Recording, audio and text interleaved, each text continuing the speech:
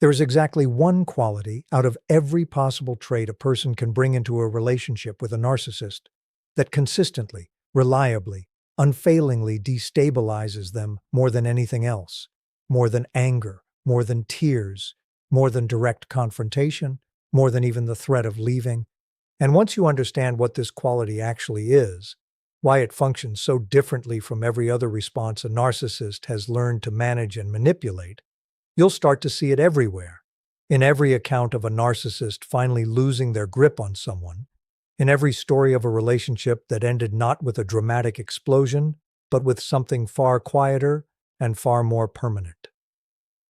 Today, I want to walk you through exactly what this quality is, why it works so completely against everything a narcissist's psychology depends on, and why developing it, even slowly, even imperfectly, is one of the most powerful things you can do if you're navigating a relationship with someone who exhibits these patterns. The quality is indifference to their approval, not coldness, not hostility, not a performed detachment designed to provoke a reaction, genuine internal indifference to whether this specific person thinks well of you, admires you, validates your choices, or agrees with your perception of reality.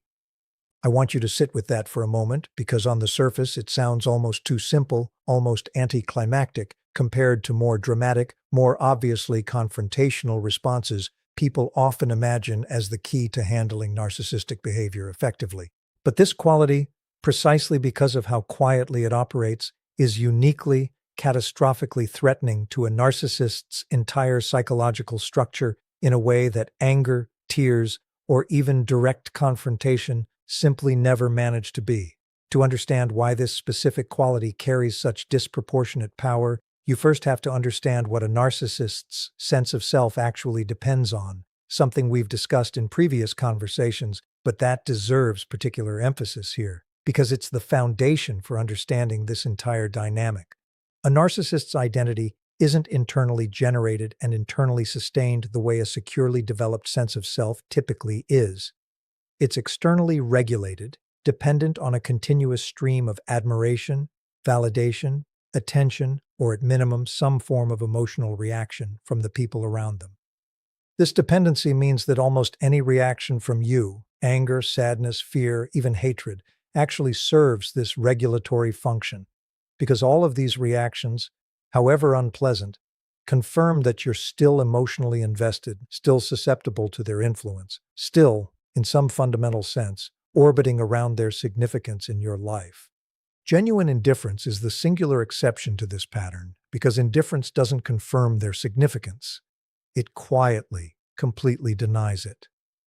The first thing worth understanding is why even negative reactions, reactions that seem like they should be uncomfortable or unwanted, actually function as a form of supply that a narcissist's psychology can work with and extract value from. When you're angry at a narcissist, that anger tells them something they can use, that their behavior still has the power to provoke you, that you're still emotionally entangled enough to react strongly, that there's still a relationship worth manipulating because you clearly still care about the outcome. Even your tears, your visible hurt, your desperate attempts to make them understand how much they've wounded you, all of this, however painful for you to experience, confirms your continued investment, your continued susceptibility to their influence over your emotional state.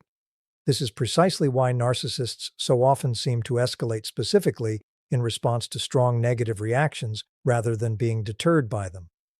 The negative reaction itself is, in a distorted sense, rewarding because it proves the emotional connection and influence they depend on is still fully intact. The second thing to understand is what genuine indifference actually looks like in practice, because it's easily confused with related but fundamentally different responses that don't carry the same psychological weight. Indifference isn't the same as suppressed anger, where you're performing calm on the surface while still seething internally, still deeply invested in their opinion of you, even while hiding that investment behind a composed exterior. A narcissist, remarkably attuned to detecting whether their behavior is still landing with impact, often senses this kind of suppressed reaction anyway, picking up on subtle cues that reveal the performance underneath, and continuing to escalate specifically because they can sense the investment is still there, just hidden rather than genuinely absent. Real indifference is different.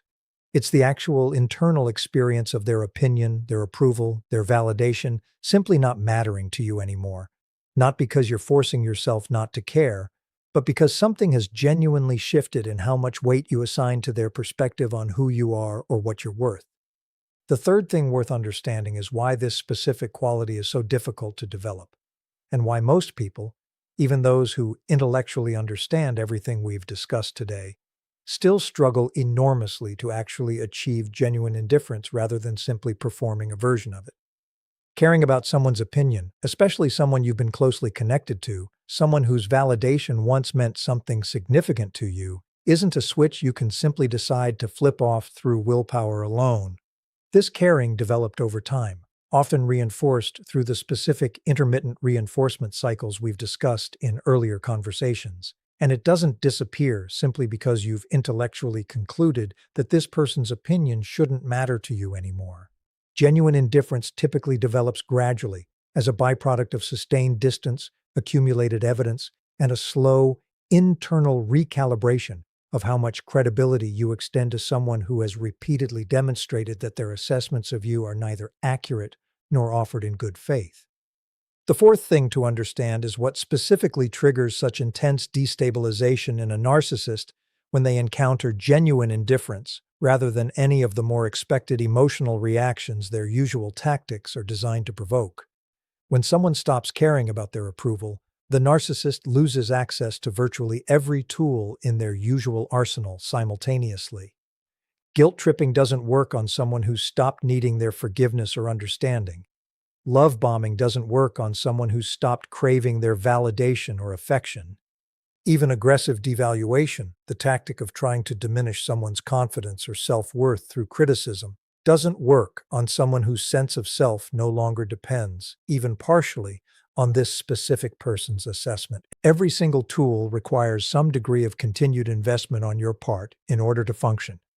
And genuine indifference removes that investment so completely that the narcissist essentially finds themselves attempting to manipulate someone who has, functionally, already left the game entirely, even if they're still physically present in the same room or relationship. The fifth thing worth exploring is why this specific quality tends to provoke such intense, often escalating attempts at re-engagement precisely because it's so threatening, rather than simply producing a quiet acceptance from the narcissist that their usual tactics no longer apply. When a narcissist first encounters genuine indifference, especially from someone whose emotional investment they'd previously counted on as reliable, their immediate response is rarely graceful withdrawal. It's escalation, an increasingly desperate attempt to provoke any reaction at all, because any reaction, even furious anger, would represent a return to the emotional entanglement that genuine indifference has removed. This is precisely why people who successfully cultivate real indifference toward a narcissist often report, somewhat counterintuitively, an initial increase in the intensity of manipulation attempts rather than a decrease, as the narcissist's psychology scrambles to re-establish the emotional connection that indifference has begun to sever. The sixth thing to understand is the specific relationship between this quality and the concept of narcissistic injury, a term that describes the intense, disproportionate psychological pain a narcissist experiences when their carefully maintained self-image is genuinely threatened. Indifference produces one of the most severe forms of narcissistic injury precisely because it implicitly communicates something their psychology cannot easily process or defend against, that they are, to this specific person, simply unremarkable, no longer significant enough to warrant continued emotional investment or reaction.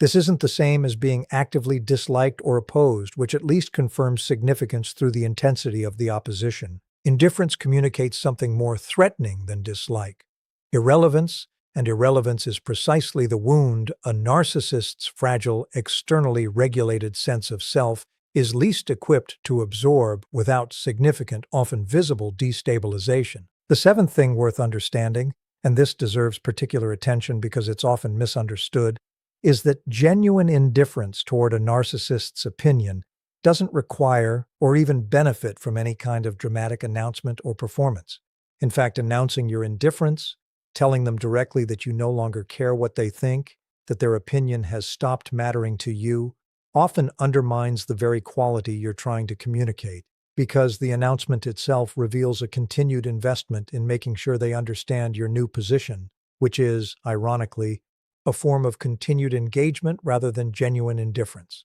Real indifference doesn't need to be announced. It simply exists, visible through your actual behavior, your actual responses, or lack thereof, to their attempts at provocation, rather than through any explicit statement designed to make sure they've received the message. I want to pause here and talk honestly about the specific psychological journey required to move from genuine, painful investment in a narcissist's approval toward the kind of authentic indifference we've been discussing today, because this journey is genuinely difficult and deserves honest acknowledgement rather than being presented as something simple or quickly achievable. Most people who eventually develop genuine indifference toward a narcissist's opinion arrive there only after an extended period of accumulated evidence, repeated disappointment, and the slow, painful process of updating deeply held beliefs about what this person's assessment of them actually means or is worth. This process typically involves significant grief, because releasing investment in someone's approval, even someone who has repeatedly proven that approval unreliable or conditional, means grieving the version of the relationship where that approval genuinely mattered, where earning it felt meaningful, where its absence felt like a real, significant loss, rather than simply confirmation of a pattern you'd already come to expect. I also want to address something important about the relationship between indifference and healing more broadly, because I think it's easy to hear this conversation and conclude that indifference is simply a tactic to deploy strategically, a technique to master in order to gain leverage in an ongoing power struggle. This framing, while not entirely inaccurate, misses something more important about what genuine indifference actually represents. Real indifference toward a narcissist's opinion isn't primarily a strategy for managing them more effectively. It's a symptom, a natural byproduct, of a much deeper internal shift, the gradual restoration of your own internal locus of validation,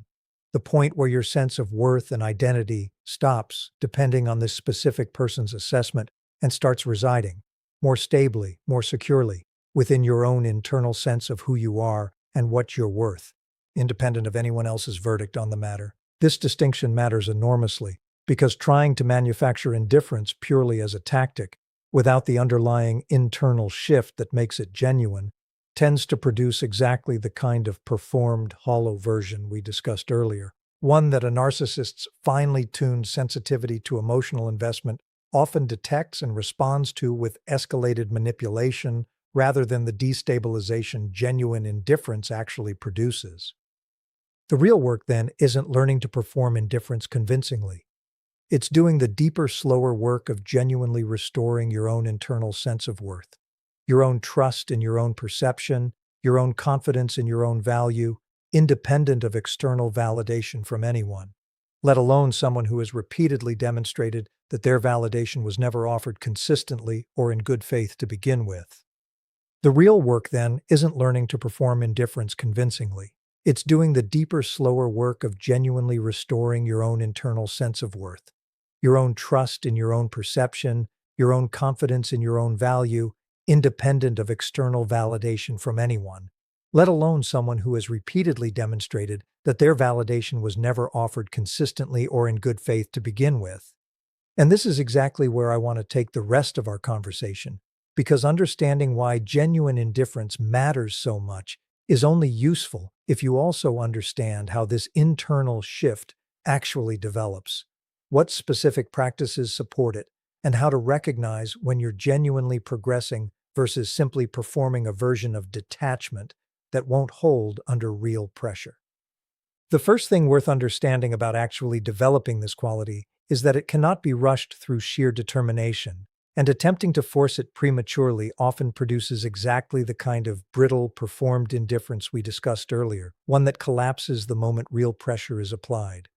Genuine indifference develops through a specific sequence, one that typically begins with something that feels almost contradictory to the eventual goal, allowing yourself to fully feel and acknowledge how much their opinion has mattered to you, rather than trying to skip past that acknowledgement toward the detachment you're hoping to eventually reach.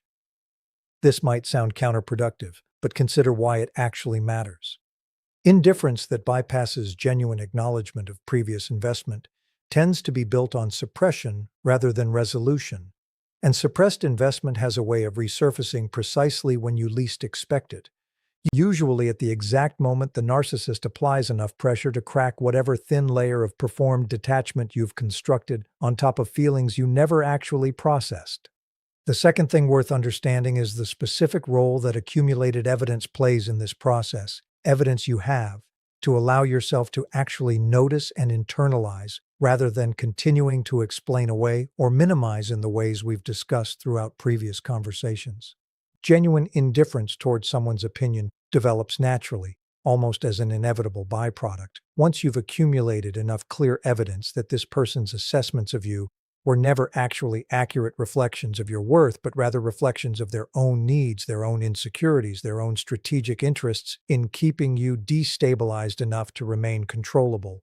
This evidence-gathering process, the same one we discussed in earlier conversations about building an external record of specific incidents, serves a crucial function here too. It provides the concrete, undeniable foundation that eventually makes indifference feel earned and justified rather than forced or premature, built on genuine understanding rather than simply willed detachment you're hoping will eventually become real if you perform it long enough.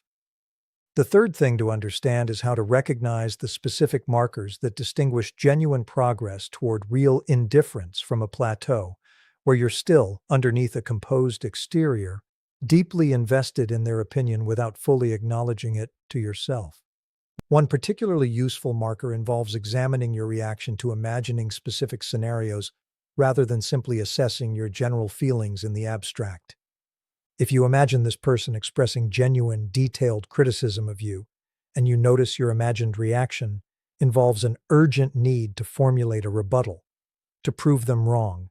to defend yourself extensively, even in this purely hypothetical scenario, this suggests continued investment that hasn't yet resolved into genuine indifference. If, by contrast, you notice your imagined reaction is closer to mild curiosity about why they'd bother saying something like that, without any accompanying urgency to correct or convince them otherwise, this suggests you're genuinely closer to the internal shift we've been discussing throughout this conversation. The fourth thing worth exploring is what specific practices actually support this gradual internal shift, beyond simply time and distance, which do matter, but which most people can't simply wait out passively without engaging in some more active internal work alongside that passage of time. One particularly effective practice involves deliberately, consciously redirecting the source of your validation toward people and communities who've consistently demonstrated genuine, reliable regard for you, rather than continuing to unconsciously orient your sense of worth around the specific person whose approval has become so costly to depend on. This isn't about replacing one external source of validation with another in some unhealthy way. It's about deliberately strengthening your relationship with people whose assessment of you is actually trustworthy, which naturally, gradually, dilutes the outsized importance any single person's opinion, especially an unreliable one, has been allowed to hold in your overall sense of self-worth. The fifth thing, and this one requires real honesty about a common obstacle people encounter in this process, is recognizing and addressing the specific fear that often underlies continued investment in a narcissist's opinion long after any rational assessment would suggest that investment is no longer warranted. This fear often isn't really about the narcissist specifically. It's about a deeper, older fear that if this specific person's assessment of you is accurate, then perhaps you really are as flawed, as difficult, as unworthy as they've repeatedly suggested throughout the relationship. This fear, when it exists, tends to keep people invested in seeking a narcissist's approval long after logic alone would suggest that approval is neither reliable nor worth pursuing, because some part of them is still hoping to eventually prove this specific fear wrong, to finally earn validation that would settle an old, unresolved question about their own fundamental worth. Recognizing this dynamic, when it's present, often requires looking beyond the current relationship entirely, toward earlier experiences or relationships where this fear may have first taken root. Work that frequently benefits from professional support rather than simply intellectual understanding alone. I want to talk now about what happens practically once you've genuinely developed this quality, because the transformation it produces in your day-to-day experience of the relationship, or its aftermath if you've already left, tends to be genuinely significant and worth understanding clearly. Interactions that used to consume enormous emotional energy, that used to leave you replaying conversations for days, analyzing every word for hidden meaning, desperately trying to understand what you could have done differently to produce a better outcome. These interactions, once genuine indifference has taken root, simply stop carrying that same weight. Not because you've become cold or incapable of caring about anything, but because this specific source of validation has genuinely lost its power over your internal experience, freeing up enormous amounts of energy that had previously been consumed by managing, processing, and recovering from this person's opinion of you. I also want to address something important about what this quality specifically protects you from going forward, beyond simply the immediate relief of reduced emotional entanglement with one particular person. Once you've done the genuine internal work required to develop authentic indifference towards someone whose approval was never actually reliable or trustworthy, you develop a kind of transferable skill, a template you can recognize and apply more quickly in future relationships or situations that might otherwise produce the same costly, destabilizing dynamic. You become better, faster at recognizing when someone's opinion of you is being offered in bad faith, better at declining to invest heavily in validation that isn't actually trustworthy, better at protecting your own sense of worth from being hijacked by people whose assessments serve their own strategic interests, rather than reflecting any genuine, accurate truth about who you actually are.